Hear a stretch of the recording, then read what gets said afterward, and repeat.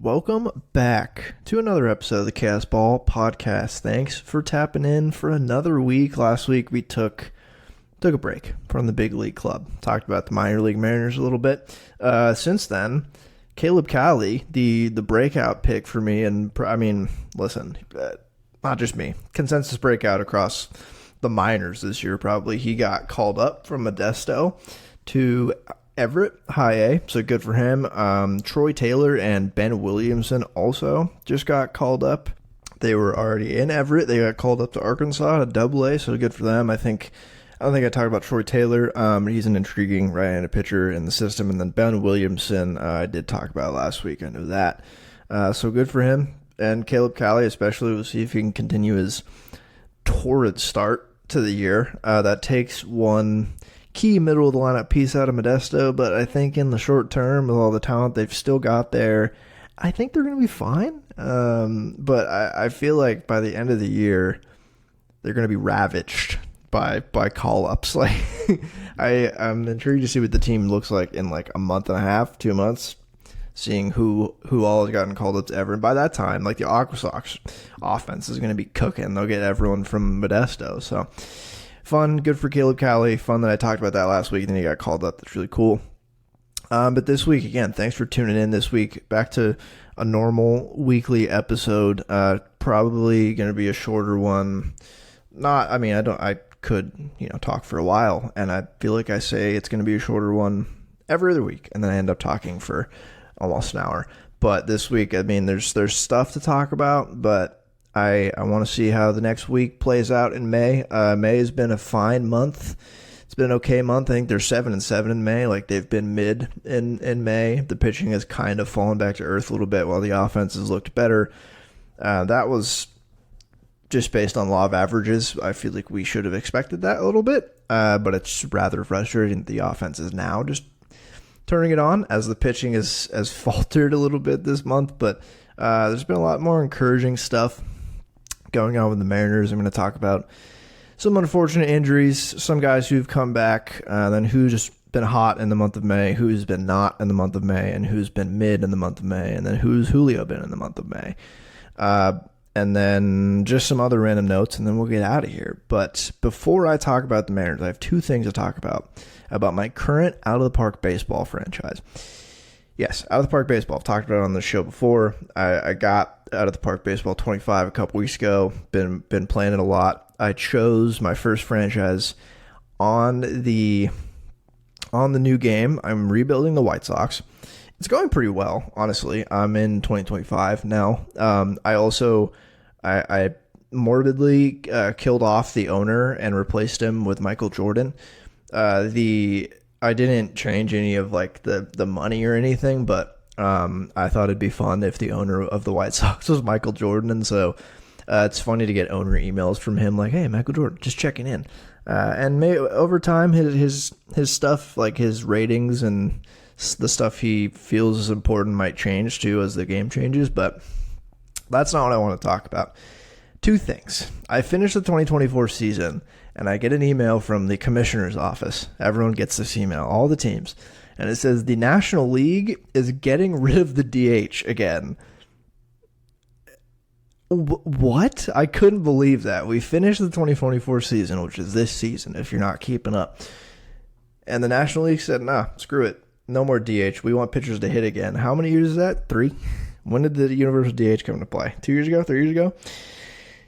It didn't last long in that franchise. I can see it lasting longer in real life, but technically we haven't reached November of 2024 yet to get that news. So that was one thing. And then the other thing I wanted to mention, the Oakland A's are still in Oakland in that game, but they changed their name. They're no longer the Oakland Athletics. A reminder, the Athletics go all the way back to early baseball in Philadelphia. It's one of the most storied franchises in the history of the sport. Like, the Athletics name is so unique as well. There's really no other team like it in America that is named the Athletics. They changed their names to the Valiants. No clue. Genuinely no idea what that means. The logo, the game does auto-generate logos, which is cool. So they changed their name to the Valiants, and it's like, I don't know, it's some red background with a big V. It's pretty boring. Like, I could have designed it, and clearly the computer designed it with minimal effort. Just ridiculous. They stayed in Oakland, but they changed their name. That is the ultimate zag when everyone else was thinking you're going to zig. And, at least Oakland still has a baseball team in my franchise, so that's good. The other thing I did, too, besides change Michael Jordan to my owner, was change, and I do this in every save, change the Angels back to Anaheim Angels. And when you do that, the game loads in the old Anaheim Angels logo, which I think goes very hard. So that was another change I made. But I just wanted to mention that here because I thought the A's changing their name to the Valiants was so dumb, and the NL getting rid of the DH is awesome. That would be so funny if they did that again. But now I will, regretfully talk about some bad news with the Seattle Mariners. Injury-wise, I guess I'll start with JP, the most recent one. He is back rehabbing, but he just got hit in the hand yesterday. No broken bones or anything. It sounds like he avoided any injuries, but he's not traveling with the team to Baltimore this weekend, which stinks. He was probably going to, I think, if he didn't get hit in the hand. So that sucks, but it sounds like he'll still be back. His hand is just swollen. And then Polanco, he has a hurt hamstring. There's no IL stint yet. It's only been a couple days, but he hasn't played, and I haven't heard anything else with him, so I think they're probably just playing it by ear. Might be a retroactive IL stint in here when JP gets called back up, potentially. I'm not sure, but he's currently out. And then the two worst ones, Gregory Santos, still not confirmed out for the year, but he had another setback. And just that's two setbacks now in a throwing program, which kind of leads me to believe we're not going to see him at all this year. The fact that he's failed two pretty basic throwing programs and had a setback and has to sit for another while longer, he's gonna probably try to go through another program, and if he doesn't succeed there, I think they're gonna shut him down, and I feel like we're trending in that direction. So that sucks. That's a huge blow to the potential bullpen. That was gonna be insane, the back end of the bullpen this year. And then the worst news is Matt Brash. Matt Brash, as you all obviously probably know by now, he's out for the year. He's getting Tommy John. I think it was the brace surgery, but he's not going to be back at the start of next year either, I don't think. So we wish him the best. It stinks, but nobody is surprised. It's not, obviously this has been a big topic of conversation in baseball this year, but no one's surprised, especially with Matt Brash. He was the most used reliever last year in baseball in terms of games pitched in, him and Justin Topa. And Justin Topa is hurt right now, too. He led the league in appearances, again, out of the bullpen. And you see the slider he throws and the fastball he throws. Of course, his elbow's fucked up. Yeah, that makes sense, but it sucks. It really sucks, and that makes me a little wary about the bullpen. But that was the bad news. Otherwise, some good news. Dominic Canzone is back from his injury. He is back with the team. And then Brian Wu as well. He gave us a little scare. He gave us a real scare. His first start back, he made it 5 innings and then came out of the game with the trainer. And everyone's like, oh, no, it's over. It's over. It's absolutely over. But it sounds like he's had forearm tightness. He said that happened in one of his rehab starts, too, if he was just sitting too long in between innings. And he just pitched the other day, and he looked fine. I think they're still ramping him up, but I think his stuff looked pretty good. And he got through 5 innings decently, so he's trending in the right direction, and that little scare, thankfully, is not anything too serious. And now, one more thing to talk about before I get into just what's been going on, who's been hot, who's not. Jerry Dipoto made a mid-game trade the other day. It was the same game that Polanco came out. I don't know if it's correlated. I doubt it was correlated because I think trades take longer than clicking a button in a video game. I think there's more in the works there in terms of both paperwork and playing phone tag and stuff.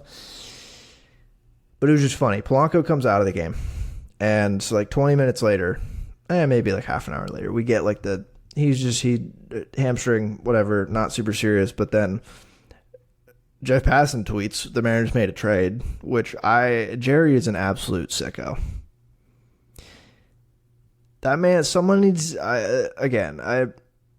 what's he going to do when he retires? Will he ever retire from doing this? Like when he retires, he's going to wake up in the middle of the night. He's going to be like, I have to trade. He's going to be scratching his neck. He's going to have to play out of the park baseball and just make up these elaborate 6-player trades with the Tampa Bay Rays in a hypothetical online scenario. Like, he's an absolute sicko. The only one who really rivals him is Preller. And I'd say Preller is a different beast than Dipoto, but both of them are actual trade sickos. And I do kind of love it, but a mid-game trade, dude, that's insane. So he traded Tyson Miller, who was, I think he got DFA'd a couple days earlier. And he was what everyone dubbed the Paul Sewald 2 Electric Boogaloo. Well, I dubbed him that. But there were obvious parallels. I think he was probably going to be like a fine middle relief arm for the Mariners, but they turned him into a guy named Jake Slaughter, which, first of all, yeah, Jake Slaughter, that is a baseball player name. Absolutely love that. I hope he slaughters some baseballs for the Mariners. That's like the easiest pun you can possibly make. But he is a infielder. They MILB, their page lists him as a third baseman, but I think he can play. So he can play second. I think he can play first. Seems like he is athletic enough to play in the outfield. Like just looking at his minor league history, he has played third base, he's played first base, he's played second base, he's DH, he's played a skosh of left field, but mainly second base, third base. 7 innings at shortstop this year in one game for the Iowa Cubs. But point is, I think, him playing third is cool, but Josh Rojas and Urias probably have that on lock right now and they're healthy. It's second base, I think, is where we'd likely see him, especially if Polanco has an extended injury, and I don't know, maybe they want to play Dylan Moore more in the outfield. This seems definitely like an interesting depth piece. He's hit really well this year in the minors, and he did last year too. But this year he is, past 2 years actually, he's been an above 800 OPS guy. 2022 he was in high A and double A, and he had a 923 OPS in double A in 2022, and then last year he had an 822 OPS in 104 games at AAA, and then this year he got off to an even better start at AAA for the Iowa Cubs. He had played in 32 games, 100 at-bats. He was slashing 297, 392, 486. That is an 878 OPS. That is really good. We'll see what he does in the PCL. Theoretically, his numbers should remain the same and or go up because the PCL is a great place to hit. It's a great league to hit in. Just seems kind of like an interesting depth piece infield wise, that he can play all these infield positions. So you can never have enough depth. And they flipped like an unknown reliever, Tyson Miller, into a potentially zesty depth second baseman, third baseman guy who looks like he can hit some dingers. So it's intriguing. Very minor trade. The major part of it was that Jerry did it in the middle of a ball game because he is a sicko. But Jake Slaughter, welcome to the Tacoma Rainiers. I'm sure we'll see you in a Mariners uniform at some point. But I'm going to have a hard time looking at his name and not saying Jake Shiner. He's no longer with the team, but he was with the team for a while and played the same position, and I feel like they look the same, but we'll see. I want Jake Slaughter to be up in the bigs just so the puns could be had. Slaughter's a phenomenal last name. But now let's get into who's hot, who's not, who's been mid, and who's been Julio in the month of April. April is not the month that we are in. The month we are in is May. I told you they're 7-7 in May, pretty mid. The offense has picked it up. A couple key guys have picked it up. So who is hot? The new additions of Raley and Garver. They have gotten off to a great May. Absolutely good May. And Garver this extends back into the last 10 days of April. He was clearly seeing the ball a little bit better, and his batted balls have started falling. He's been hitting for a little bit more power. But they have been really good. Luke Raley is not quite qualified as a qualified hitter yet in May. I think he's missing out on 5-ish plate appearances, but in May, in 36 plate appearances, he has 3 home runs and 8 RBIs, 2 stolen bases. He is 375 average, 444 on base, 688 slug, 227 WRC plus, which, not sustainable, but he has been looking great at the plate. He's looked like the Luke Raley we traded for. The strikeouts and the swing and miss is going to be there, but the home run and speed combo and better defense than Mitch Haniger in the corner outfield is something that is really good for the team right now. And again, it begs the question, why didn't we see him more at the start of the year? I mean, he scuffled to start, but again, it was April. Give the man a chance. You traded for him, and he's going to be a useful player for the Mariners, and he's turned out to win the hearts of the fans so far in May, and he's been really good. I don't have a whole lot more to say about Luke Raley. I mean, I talked about him in the preview. He's sneaky fast because he just doesn't look fast at all. His body type, he just looks like he'd be slow. But no, he offers speed and power in the corner from the left side of the plate, which is a fun little makeup. And his speed, I tweeted this yesterday, his speed in a vacuum is good in and of itself to combine with the pop. But his speed on the Mariners specifically is so important because this team very much lacks in speed. They have Julio, who is elite, who has been absolutely making an ass of himself on the base path recently, which I'll talk about. And then you have, I guess, Dylan Moore's the next guy, and Josh Rojas isn't super fast, but he's a good enough base stealer, but there's just not a lot of speed. And that is kind of why I was making the case for him to play more early on, because Canzone doesn't offer much speed either. Mitch offers no speed, and Raley can play first over Ty France, who also offers no speed. And I don't know. The speed aspect is super important. This team really lacked it last year. They still lack it this year. But Luke Raley does offer them, in a full season, 20-ish, above 20 stolen bases, 25 stolen bases, something like that. He's got 2 in 11 games in the month of May. So he can steal. And he's a pretty aggressive base runner, too. So Luke Raley, continue to rake. Then Mitch Garver. Mitch Garver has been the best qualified hitter so far for the Mariners in May, 138 WRC plus. He's walking a lot. He socked a couple dingers. He is striking out a lot, but we expected that. And he's just been the past 3.5 weeks.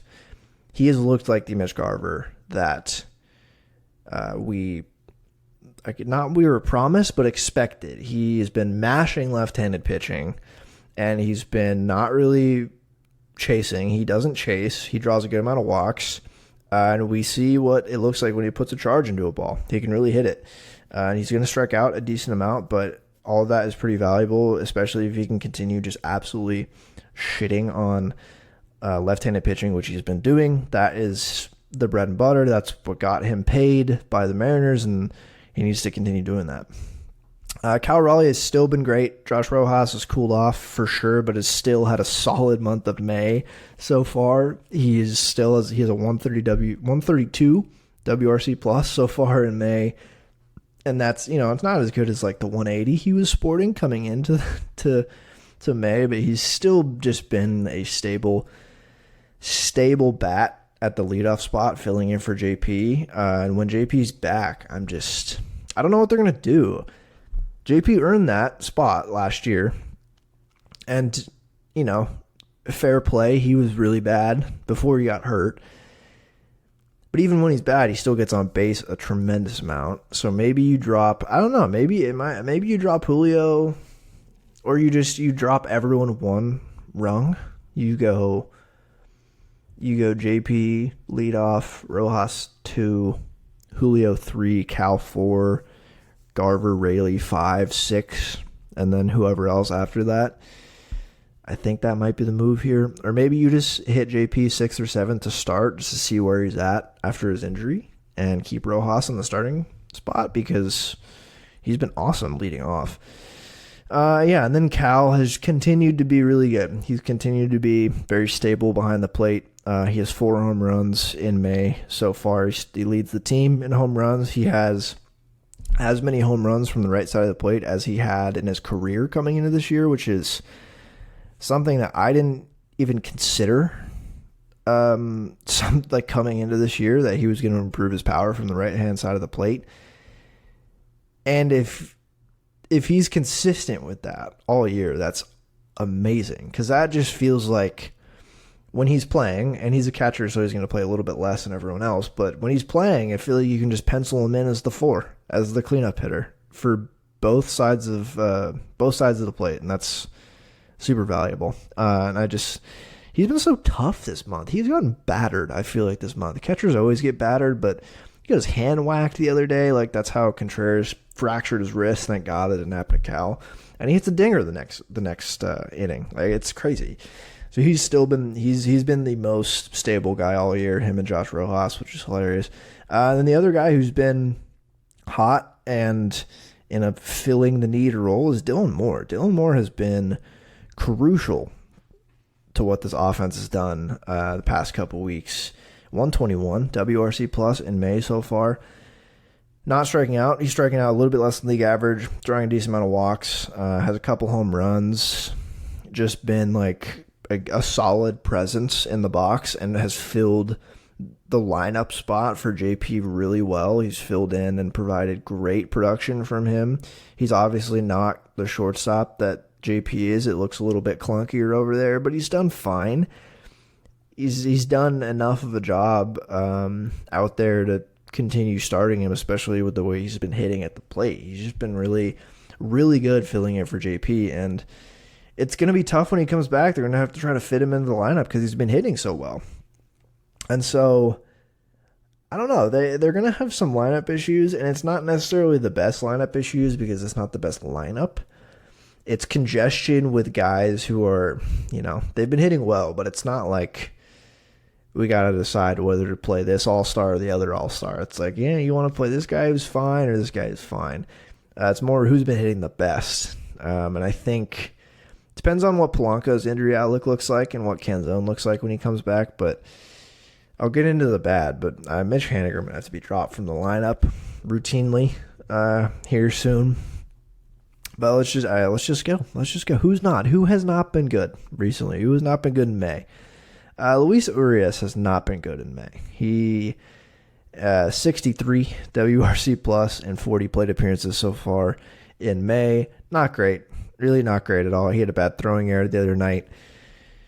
I remain skeptical on the third base platoon, but on the year, he's been fine.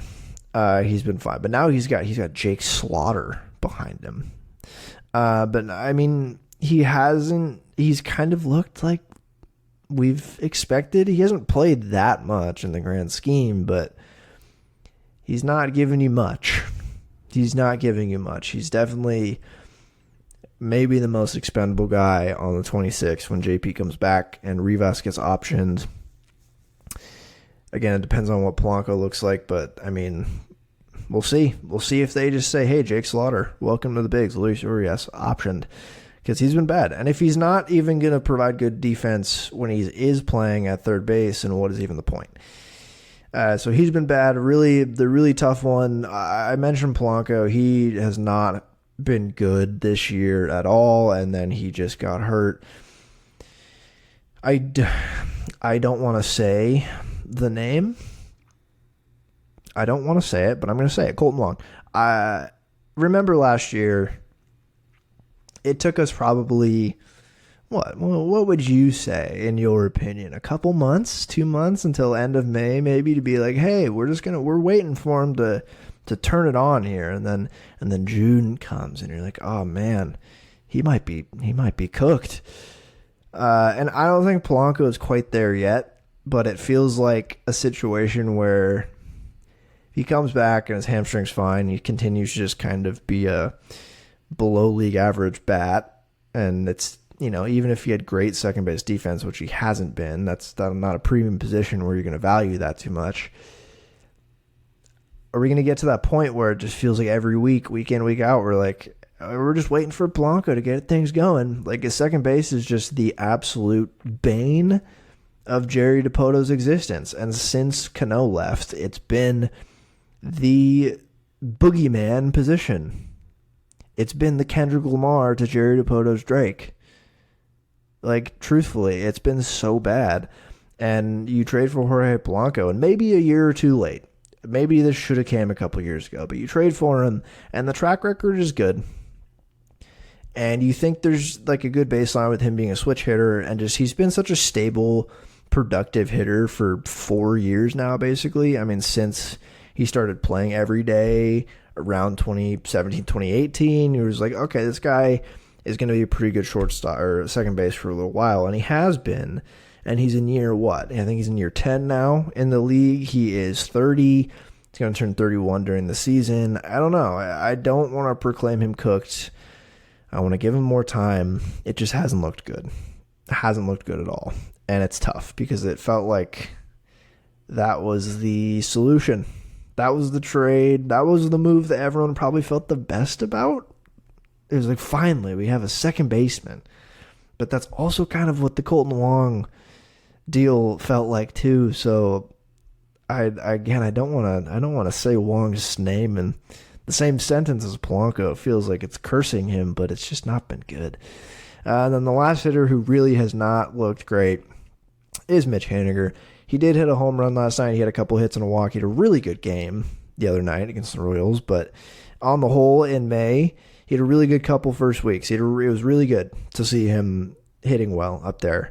But the last couple weeks in May have been bad. I think he'll still get some decent run and play time through the month of May, but if it keeps up with this 77 WRC plus the rest of the way in May, I don't know how you can justify continuing to play him when his defense is that bad. If your defense is that bad in right field, you better be putting up great offensive numbers. And if he's not going to do that, I don't know. I was so skeptical on this move from a fan perspective and an emotional perspective. I loved it. I was like, Mitch Haniger, he's back in Mariners uniform.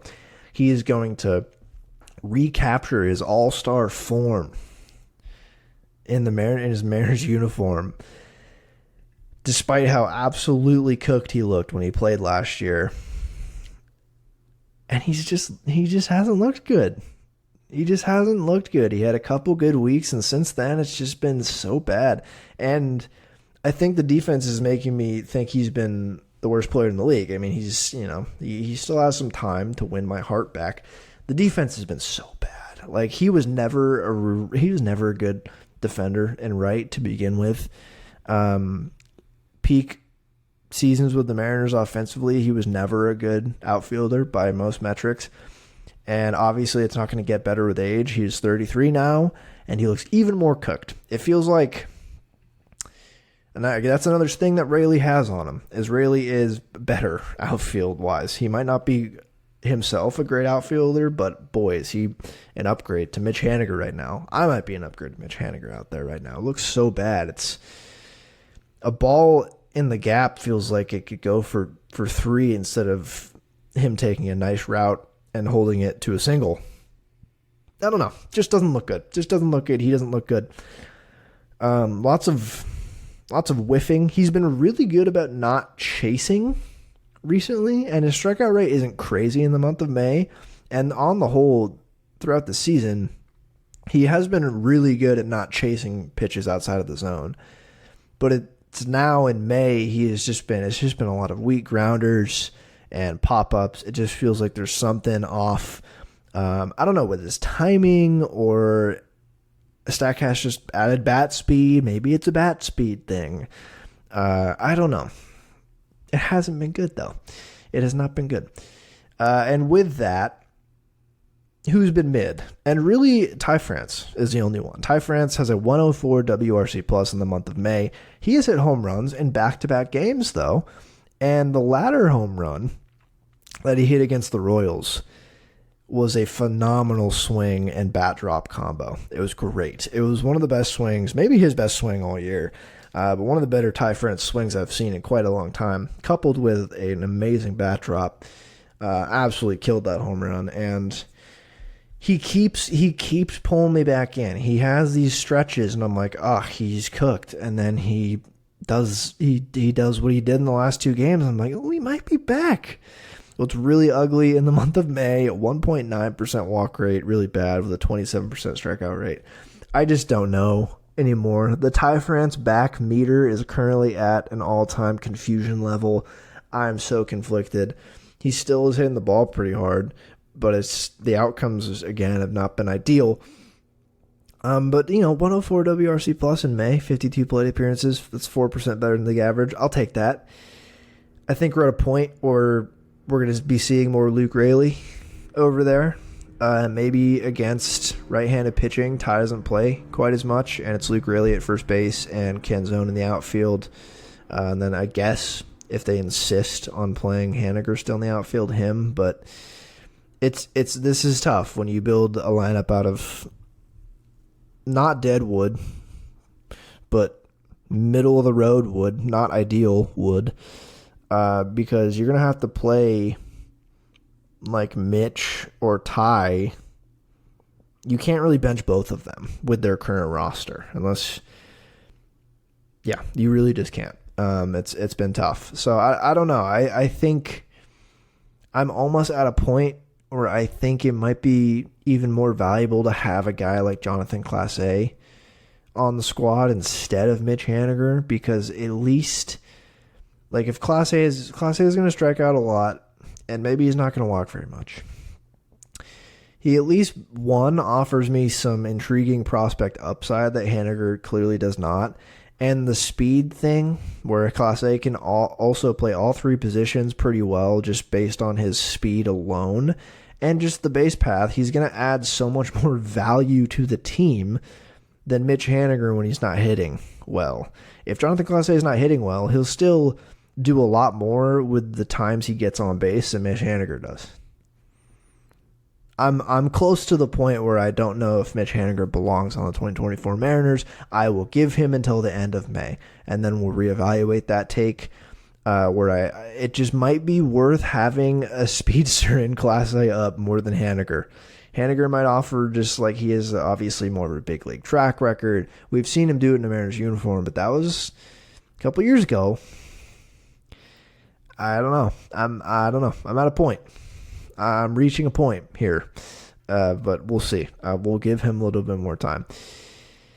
Anyway, Luke Raley, he's going to be playing every day no matter what. A lot of this really does depend on Ken Zone and what he does. I think at this point against right-handed pitching, they really need another outfielder, I think, or a left-hand first baseman. The Giants are really middling and are really hurt right now, and I think LaMonte Wade is having a phenomenal year. I think he's definitely gotten some BABIP luck.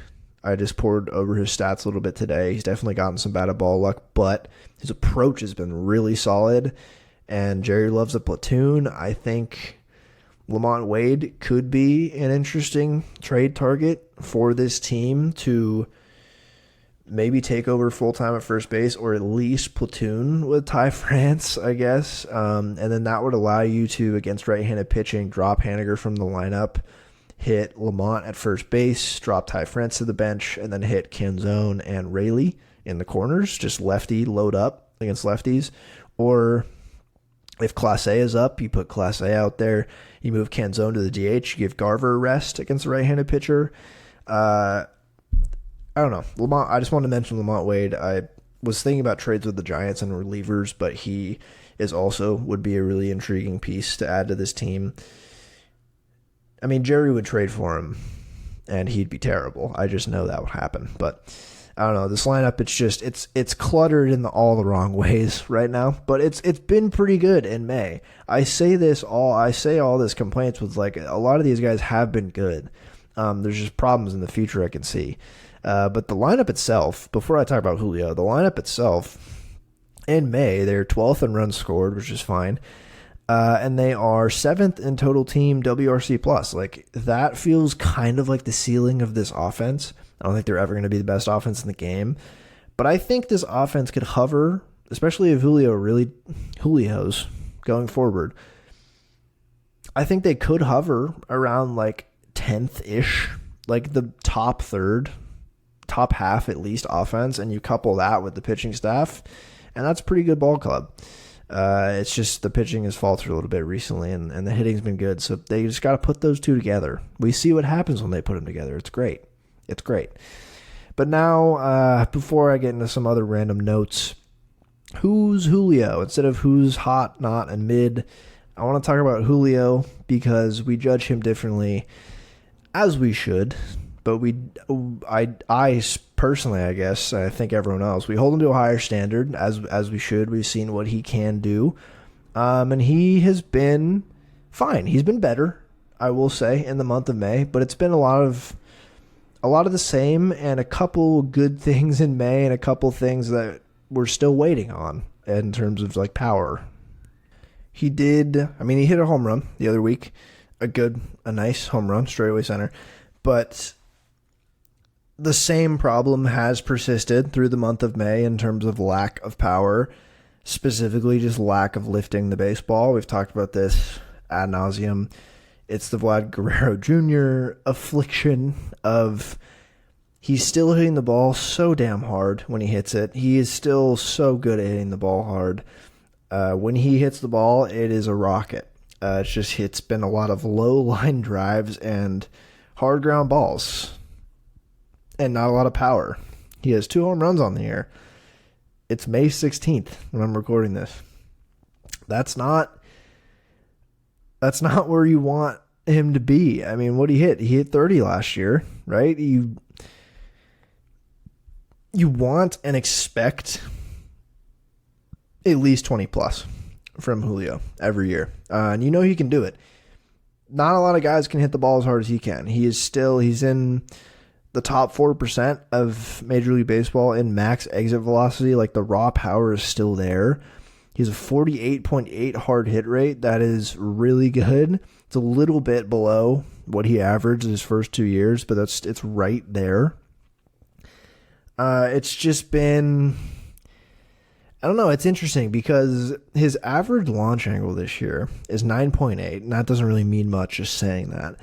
Last year was 8.5, which is lower, and yet he hit 32 home runs last year.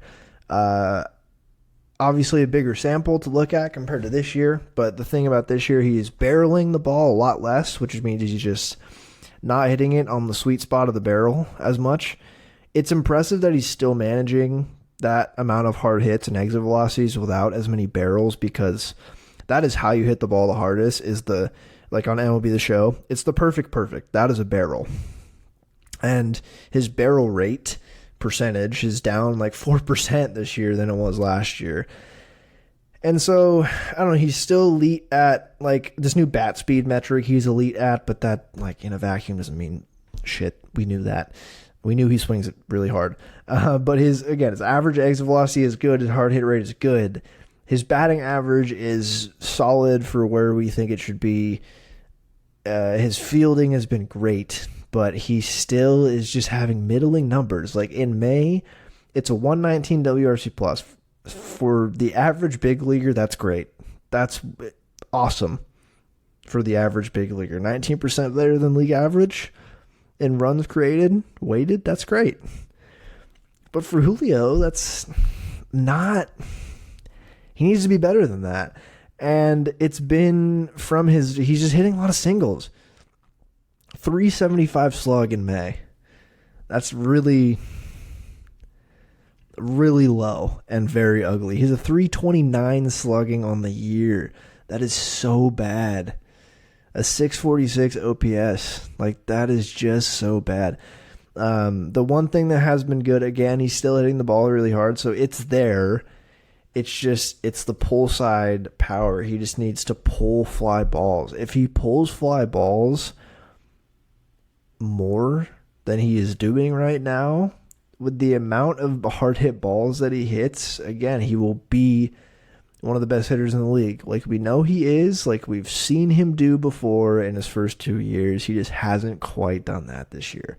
The thing that is trending in the right direction in this small sample of May so far in 62 plate appearances, he has an 8.1% walk rate, which for his career, his career walk rate is like 6.8 or something like that. So it's a little bit better than his career. That's right close to league average, around 8, something like that.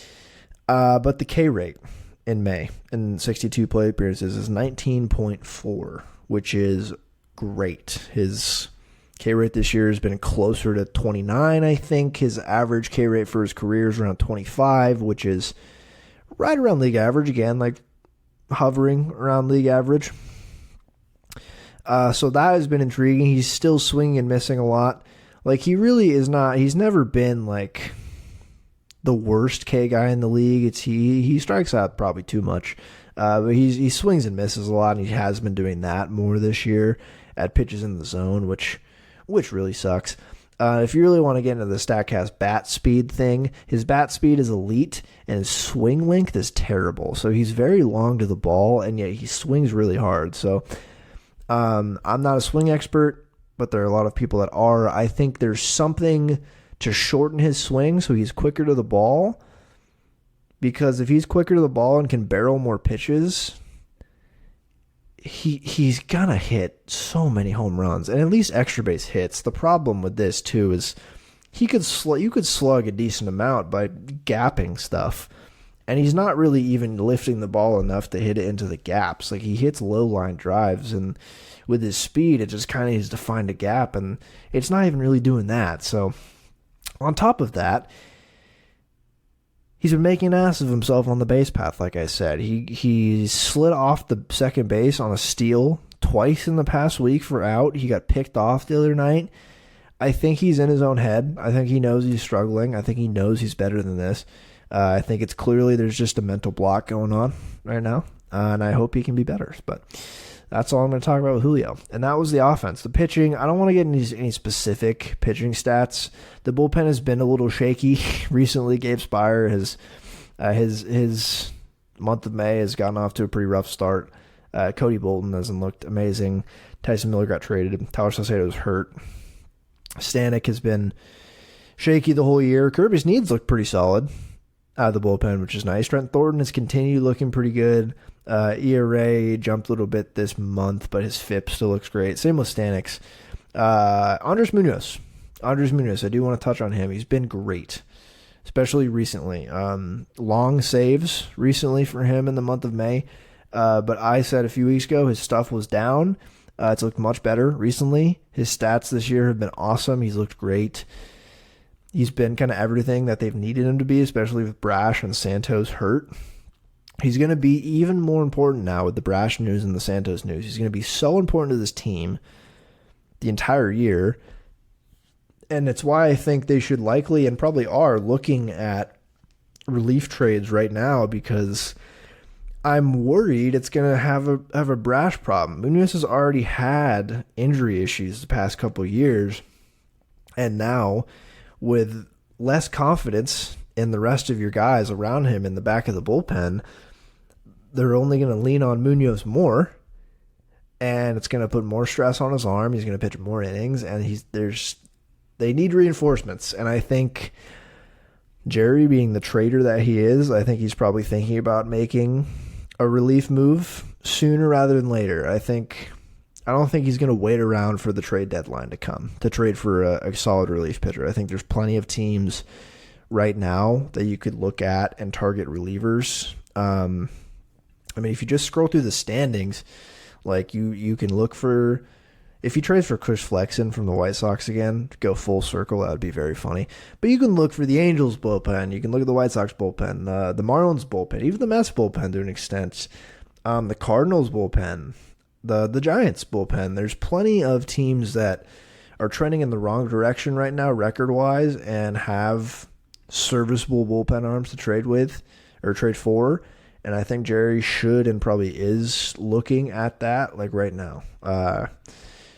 Because you need Munoz to make it through the year as unscathed as possible, and they've already pitched him so much in the month of May, it's felt like, and he throws so hard and has had problems before. They can't overwork him, because if he goes down, the confidence in the bullpen, man, it would hit rock bottom. Man, I'm gonna try to get out of here in a couple of minutes. I knew I was gonna end up talking the full time anyway. But the last thing I wanted to say, George Kirby, he has a cutter now. I think he has a cutter. He debuted it on the 13th of May against the Royals on his start. He threw 5 of them that outing. StatCast had it as a slider, which makes sense because he's never thrown a cutter. Or he hasn't thrown a cutter, I don't think, in Major League Baseball. Maybe his rookie year. I'd have to look. But StatCast had it as a slider, but it was definitely a cutter. Looking back on it, someone had a video of the 5 pitches that he threw, and they were definitely cutters. He was sitting 92, threw the first one 93. Pretty interesting that he's adding a cutter. It was funny to hear Goldsmith during that game, because the first one he was like, "That's a 93-mile-an-hour slider." The second and third one, he was like, "Yeah, that's a hard slider. Is that a new slider?" And then by the fourth and fifth, he was like, "No, I think it's a cutter." And Goldie was right. It is a new cutter. He is. He can add any pitch to his repertoire at this point. But if he's sitting 92 with a cutter, with his control, that's ridiculous. It's something definitely to like counter his front door two-seamer. I think it's really good that he's being proactive about it, because his two-seamer now is known for that front door action, and I think lefties will likely try to sit on it more, and I think this is a perfect pitch to counter that. It's very similar to how I talked about Logan's new cutter in that episode I did talking about Logan's pitch mix, where you can throw that in the dead zone, like low and in, just below the bat path against lefties. And again, if he can sit 92 and locate it, could be a really good like low usage pitch this year. Like I don't foresee him throwing it a lot, but it offers less sweep and stuff than his slider. Between his slider, curveball, and then you mix in a 92-mile-an-hour cutter in there, where people are going to think that's his fastball. Last second, dips just a little bit low. That's nasty.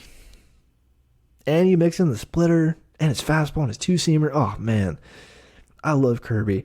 I am convinced over the next decade, we could be talking about Kirby like Yu Darvish in terms of like his pitch arsenal. Yu Darvish is one of my favorite pitchers of all time. And he's probably thrown 30, 40, 50, 100 even, screw it. He's thrown so many different types of pitches in his career. Just go to his Savant page. Like let's go to his Savant page right now for just this season and see how many pitches he's thrown this season alone. Slider, four-seamer, sinker, sweeper, split finger, curveball, cutter, knuckle curve. That's all this year. And if you just look down the line, and all these pitches have different colors on Savant, and it's just a rainbow. Like you look down, going back to like 2013, 2016, 2014, there's so many pitches on here. Slow curve, knuckle curve, curveball, all 3 different pitches. Cutter, slider, sweeper, sinker, four-seamer, split finger. And in those pitches, he's talked about, he has different variations of his sinker two-seamer, different variations of his slider, different variations, obviously, of his curveball. Even his four-seamer, he's talked about, he throws it differently sometimes. Kirby feels like a guy who's so both wants to do this and wants to learn more pitches, but also just has that raw ability to learn pitches. It feels like he by the end of his career, we could be like, yeah, Kirby threw every pitch in the book. Like he has the talent, the natural talent, and like inclination to do that. To my knowledge, though, I don't think Darvish has ever thrown a knuckleball. So I think Kirby has that on him. And yeah, I think it's going to be interesting to see how much he throws the cutter. Again, I think it probably will end up being his least used pitch this year. But if he threw 5 against the Royals, first time throwing it this year. If he just slowly mixes it, slowly sprinkles that in over outings, that can make a big difference. and also could just be kind of an out ground ball pitch for him to get, especially if you can locate it on the fringes. It's really hard to hit a cutter that is on the fringe of the plate. Like to square up a cutter, it kind of needs to be a mistake in the middle of the plate. Otherwise, it's just really hard to barrel that pitch. But so he added a cutter. That was the last thing I want to say. Otherwise, I'm about at the time I wanted to talk. Thank you for listening. The Mariners, as I speak today, are still in first place. They're a game and a half above the Rangers. The Rangers and Mariners have been trying to give each other the lead, but the Rangers have had a pretty bad few days. They got swept by the Rockies last week, which that's bad. Both of these teams are begging the Astros to make a run, and it's pissing me off, really. The Mariners need to really go on a run if they want to separate themselves from the Astros, because they're looming. They still don't look amazing, but they're there. They're close enough that it's making me antsy. But it's not getting any easier this month. The month of June, I think, offers some relief in their schedule, and they just got to get to June, because the rest of this month of May is tough. This road trip coming up is brutal. They go to the Orioles for 3 games this weekend. They go to New York to play Yankees, 4 games in New York, which that is probably the 2 best teams in the American League right there, the Orioles and the Yankees. And then they go to the Nationals after that to cap off the road trip for 3 games, which the Nationals are no slouch this year, not as good as the Yankees or Orioles, but and then they get no rest at all to come back home to play a 4-game set against the Astros to finish the month. That is a really tough schedule with no off days. This is going to be a huge 2 weeks for this baseball team, especially just for the Rangers and Astros to see what they do as well. So here's hoping the road trip goes well, but Orioles, Yankees, it's going to be tough on the road. It's going to be really tough, but I hope they can stick it out and get some more series victories. They keep just winning series as 2-3, or 2-1. But that is it for this episode. I very much appreciate if you're still listening to my voice and have listened to this whole episode. Greatly appreciate it. Of course, recommend to your friends, family, your coworkers who might be inclined to listen to someone rant about Mariners baseball for 50 minutes a week. But I hope you have a good rest of your week. I will likely be back next week to talk about the Orioles and Yankees series. But until then, of course, go Mariners.